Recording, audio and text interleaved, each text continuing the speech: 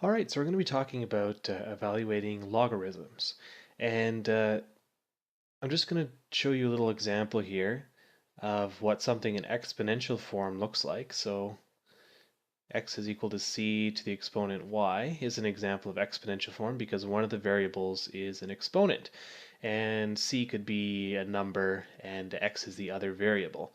Um, Now, actually, the inverse of that is something called a logarithm.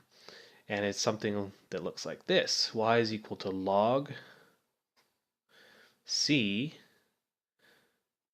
So it'd be log x to the base c. And this is actually, this log is the inverse of this exponential function. And being able to go between the two is very important. So what we look at is we can see that the base of this log is c. And as you can see, no pun intended, the c is down here in the exponential form. And you can also notice that the exponent is y, and it's going to move over here. So it goes from exponent to being by itself on one side of the equation. This is always how it works. So it always goes from an exponential form to a log form or back. You can go back and forth fairly easily because all you do is you put the exponent and then equals log and then whatever was underneath the exponent as the base and then the far side of the equation inside the log. And actually, if you look on your calculator, you have a log button that you'll be able to use. All right, so let's take a look at a couple examples here. And as I said, you can go back and forth. So we're going to look at rewriting in exponent form and rewriting in log form.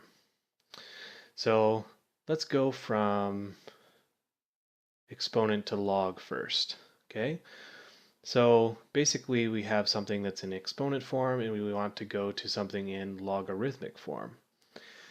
So let's try it out. So we can look and see, okay, well, we're going to have an equal sign. And on one side of it, let's see, the base stays as the base. So we can write log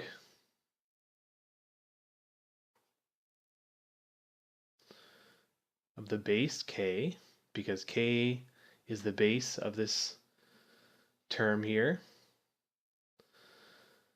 So we can see that k is the base, and then we can write the exponent down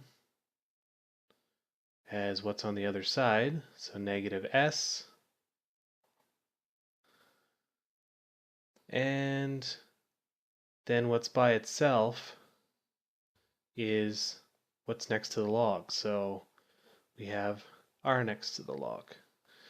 The next thing, and that's actually this, that's the answer, right? We're done.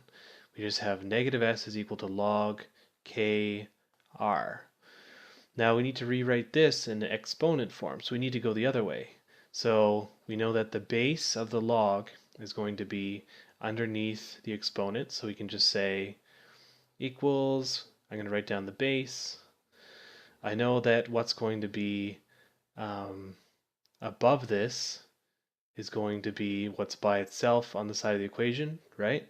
See, y goes up here in this example, so we're going to put d up here, and then we're going to write h by itself on this side of the equation because this x gets written by itself on this side of the equation. So basically, you just kind of need to memorize where things go. Like when you go from exponential to logarithmic, you memorize where each part goes, and the same thing going back. For logarithmic, you memorize where things go into exponential form. Now this will be very useful in solving exponential functions, and it's also used in chemistry and a bunch of other important things. So that's how you go back and forth between exponential and logarithmic forms.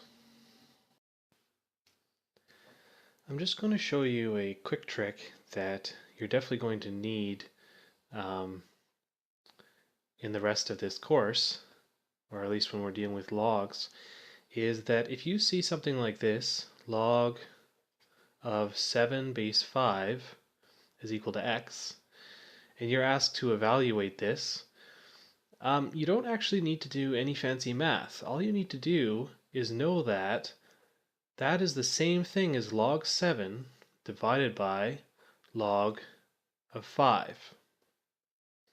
So all you do is in your calculator you hit log of 7 and log of 5 and you divide the two.